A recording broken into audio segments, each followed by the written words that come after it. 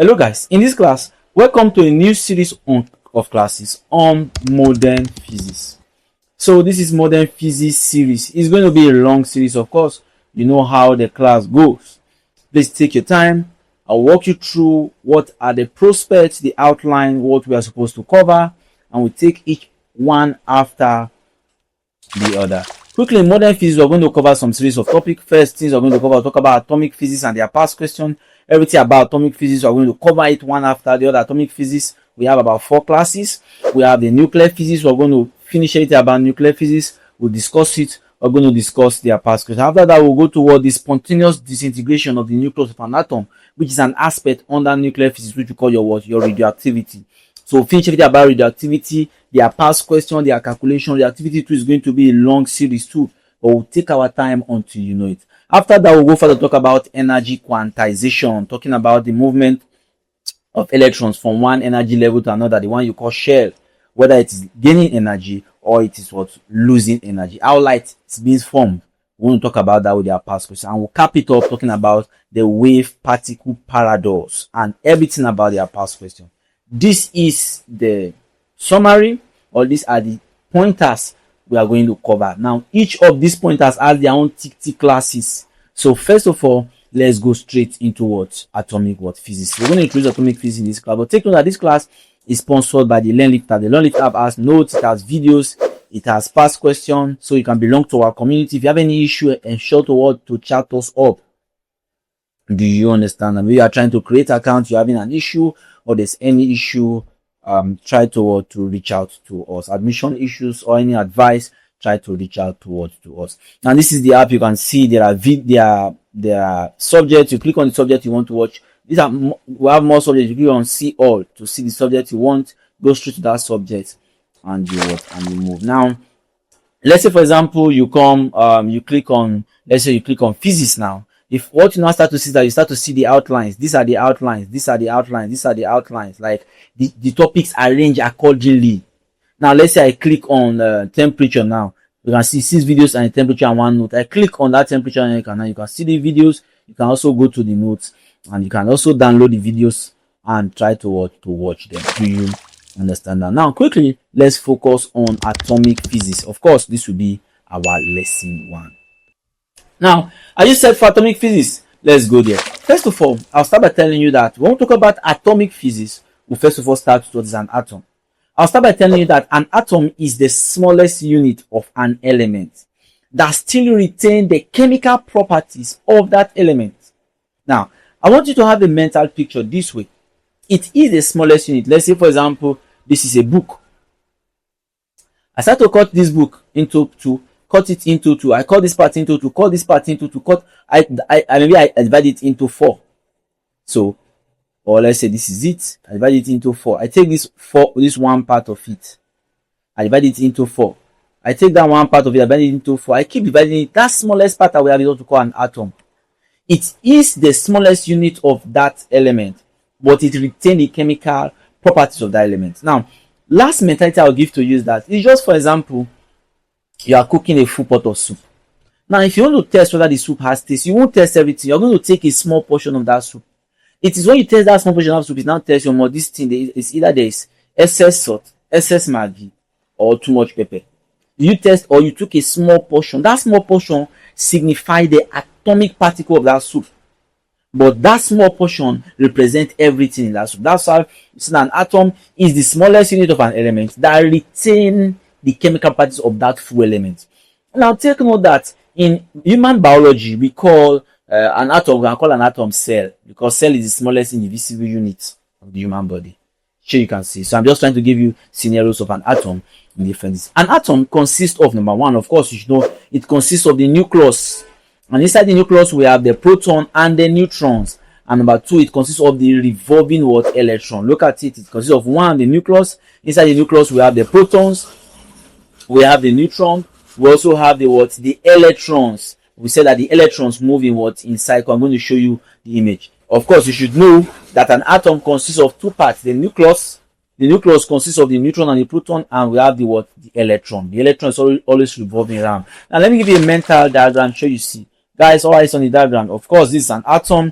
You can see practically that This part, that's called the nucleus. Now you can see that this part is called the nucleus. You can see inside the nucleus we have the proton, we have the neutron, and revolving around it is called the electron. Now let me strike some things here. Take note that the neutron and the proton is collectively called the nucleon. Are you following my class? Even when I was talking about electricity, I hit on that aspect. The neutron and the proton is collectively called the nucleon. That's one thing. We said electrons should revolve around it. Also note that the mass of neutron is almost the same mass of proton. Almost.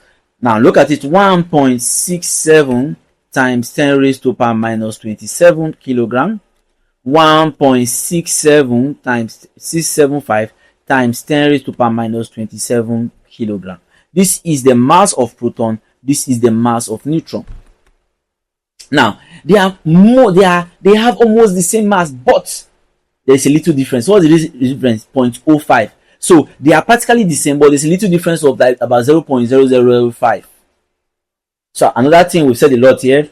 First of all, the nucleus consists of the neutron and the proton. Neutron and the proton is collectively called the nucleus.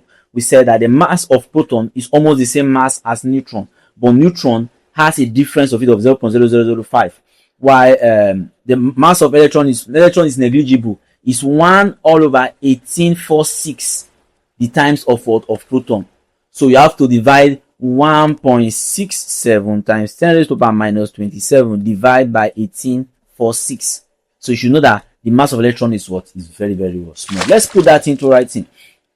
Take note that we said that the nucleus is located at the center of the atom. You saw it from that diagram. It's located at the center of the atom. It consists of the proton, and the proton is positively charged. It consists of the neutron. The neutron is neutral.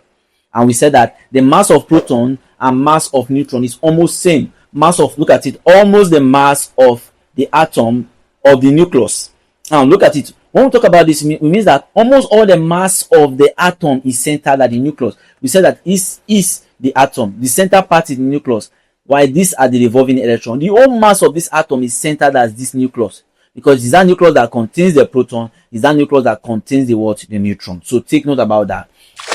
Now also take note that we went further to explain to you that the proton and the neutron together form what we call the nucleon. I explained that to you, that the proton and the neutron together form what we call the nucleon. And we have what we call the nuclear radius. Is given by the formula r is equal to r naught a 1/3. We're going to talk about this. Just keep this first. First of all, know the nuclear radius. We're going to talk about this as the radius of the nucleus. This formula, we're going to use it in front, where r naught is equal to 1.2 times 10 raised to power 15 watts. Do you understand that? And take note that we strike an important point. What is proton? Take note that proton are positively charged. You should know that from electricity. And proton is airtight inside the nucleus. They do not move. They only vibrate within that point. I told you that protons do not move. They only vibrate. Look at it. They are held tightly in the nucleus, but they vibrate around their fixed position. So if they are here, they do not move. They are just vibrating around that position. Unlike electron that move. Proton does not move. Protons are like the fine boys. You say fine boys don't move. It's girls that come to fine boys. Now we now say that the mass of proton is almost the mass of neutron. What was the mass of proton? I gave you 1.6. I told you 1.67 times 10 raised to power minus 27 kilogram. That is the mass of proton. Are you seeing that? Now we now have to explain that a proton and neutron almost have the same mass. I told you the mass of neutron is given as 1.675 times 10 raised to power minus 27 kilogram. While the mass, this is neutron, while the mass of proton is 1.67 times 10 raised to power minus 27. The difference is just this 5. That's 0.005. Do you understand that? Look at that's the mass of proton, that's the mass of neutron. Are you seeing that they have 1.67, 1.7? The difference is just this 5. Do you understand? So we can say that the mass of proton and the mass of neutron are almost same. But if we want to check about who is bigger, who has a higher mass, we focus on on neutron. Do you understand that? If you say understand that neutrons are neutral, they don't have any charge, and they are held together in the nucleus. Of course, the neutron and the proton are inside the nucleus. They are collectively called the nucleon. we said that even the nucleus too does not move. Only what they do is that they vibrate around their fixed position. Who can tell me? I've explained the reason why the proton and the neutron do not move inside the nucleus. Who can give me the reason? I said there's a force holding them together, which is called the nuclear force, right? The nuclear force is holding them together. We're going to see that the force needed to break the nuclear force, what's called the binding energy. We're going to talk about that as we move in front. This is the mass of neutron, 1.675 times 10 to the minus 27. Now, proton and neutron almost have the same mass. I'm repeating the statement because it's a past question. If you miss it, I will blow you. I'm saying it again. Now, if you say you understand that, take note that electrons, we said they are negatively charged. And because they are negatively charged, they move around the nucleus in levels called shell. We're going to talk about that. You see them, they are revolving around. Let's say this is the nucleus. You see them revolving around in what we call your shell. And their mass is very small compared to proton and neutron. We said their mass is 1/1846, right? So this is the mass of it. It is 9.1. You can do the mass. You can carry 1.67 divided by 1/1846. Don't forget 7 times 10 to the power minus 27. So you can try to look at it. You say its mass is 1/1846, the mass of what proton.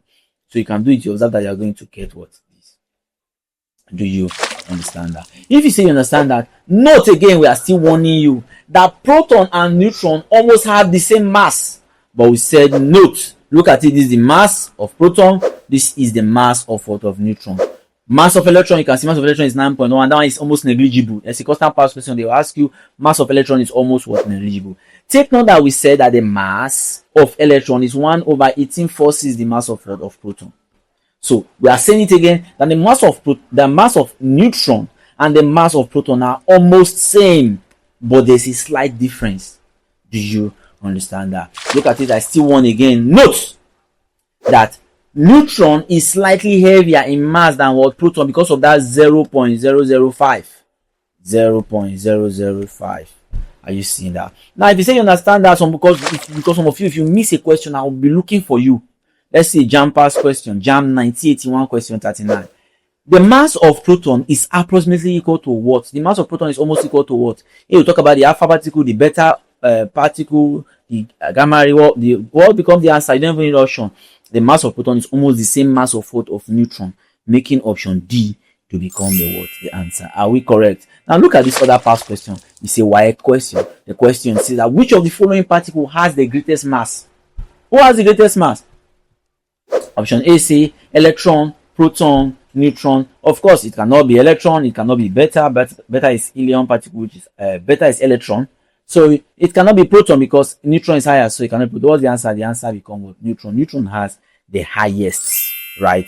Because of that, we said proton is 1.67 times 10 raised to power minus 27 kilogram, while your neutron is 1.675 times 10 raised to power minus 27 kilogram.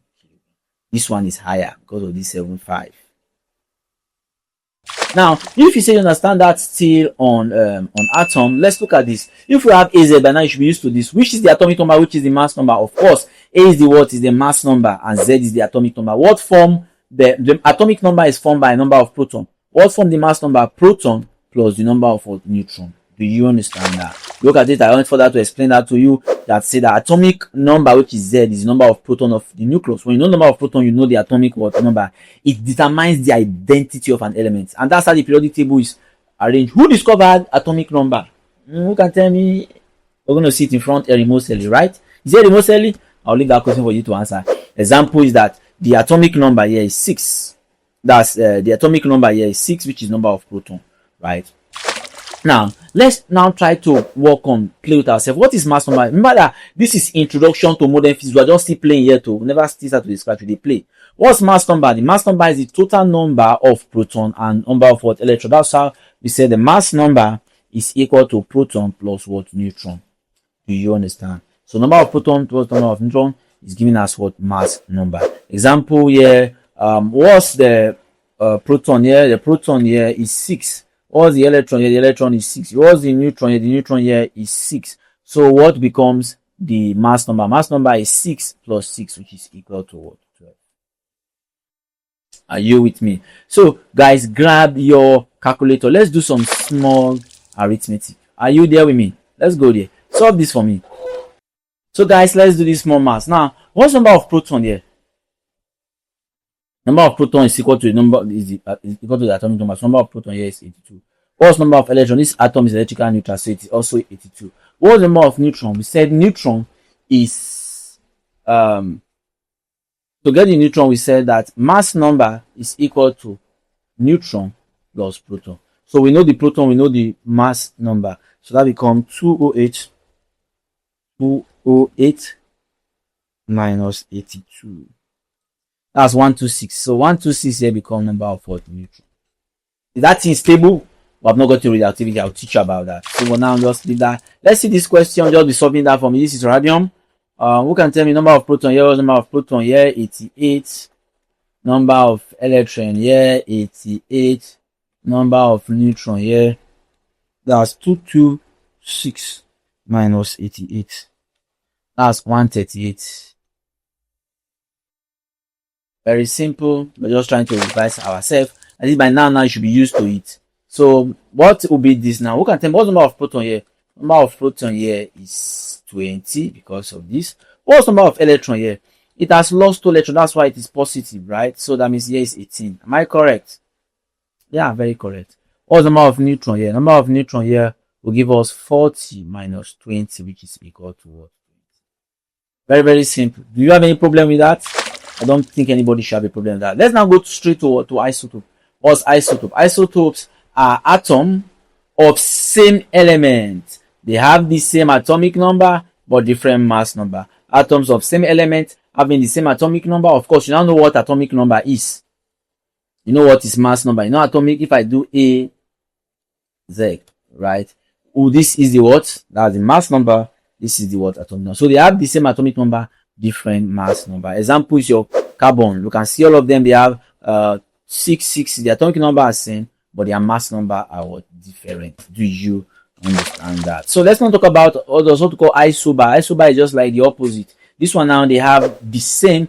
Isobars are atoms of different elements. Now what do they have in common? They have same mass number but different atomic what number. They are now reverse of what isotopes. They are isobars are reverse of what isotope. I'll give you a mental meaning. They have total same nucleon but different what proton.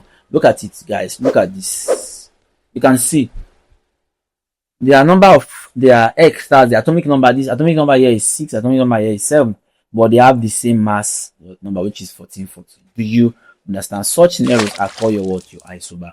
We said that electrons move in the revolve around the nucleus. They move in energy level. Those things are what we call your shell. They move in shell, and those shells are in what we call what? Energy what level. Look at it. Electrons occupy specific energy level called shells. They occupy specific energy level because you can see those energy level. You can see them. This is energy level 1, energy level 2, and when they move from one level to another, there's transfer of energy. Either they are losing. They move up, they are absorbing energy, but they move down. Like for example, when they move from here to here, are you seeing that there's absorption? If they move from this point to this point, they are jumping higher. Are you seeing that there's absorption of energy? But if they move, let's say from 1 to 2, they move from 1 to 2, they absorb energy. From 2 to 3, they absorb energy. But if they move from 3 to 2, they lose energy. That's they emit light. That's how light is formed. When they move from 2 to 1, they emit energy. That's how light is formed. So no difference of when they absorb and when they emit. I'm going to stress that. They cannot, look at it, we said they cannot exist between energy level. They are in this, electrons are in this energy level. So you cannot find them here. You cannot find them here. They are not in between. They are in energy levels. Are you seeing them? So an electron move between energy level. That's for example, when energy is absorbed when they move up. I told you when they move from 1 to 2, energy is absorbed. When they move from 2 to 3, energy is absorbed. But when they move from when they move down from 3 to 2, they emit energy in the form of light. That's how light is produced. A light is formed when electron move from a higher energy level to a lower energy. That's how you see light. They ask you in any simple exam, scientists, how is light formed? When electrons move from a higher energy level to a lower energy level. You can see that this is, we're going to talk about this. You can tell me which equation is that. This is photoelectric effect, where E is equal to E plus E, where this is the energy of the photon, This is work function, and this is the energy. This is the kinetic energy. We're going to talk about that. All those things different. Let's calm down. We are still in atomic energy. We are still introducing. So take note that we said that energy absorption. I explained to you that energy, atom absorb energy when electron jump from higher, when they jump to a higher energy, there's absorption of energy. But when they jump from a higher energy to a lower energy, there's release of energy. Atoms emit energy when electrons fall from from a higher to a lower. So when they move from lower to higher, they absorb energy. But when they move from higher to lower, they emit energy. That's how light is what formed. This is what we call spectra of lines. Right? We have different spectra, hydrogen spectra. So that's what we call your word spectra of lines. I hope you understand. This is just the introduction. What's the importance of atomic physics? Atomic physics helps to explain spectra. It helps to explain lasers, semiconductors. You should know that nuclear energy, medical imaging. Some of you want to study radiography, where you use radiation to image the body. All these are modern physical. When you get here, when you're in year 200 level, you'll be taught a course called radiation physics. I'm very good in that. I've pieces out for you if you meet me. Do you understand that? So guess what? This is just the introduction. Now let's now focus on the past question. Now we have run through the class. If you miss any past question, just on the introduction to atomic physics I've taught now, I'm going to be asking the rest past question in the notes. Do you understand? We're going to cover, I think about 20 past questions. So when you finish, then also run to the notes. I'll play the CBT of this topic.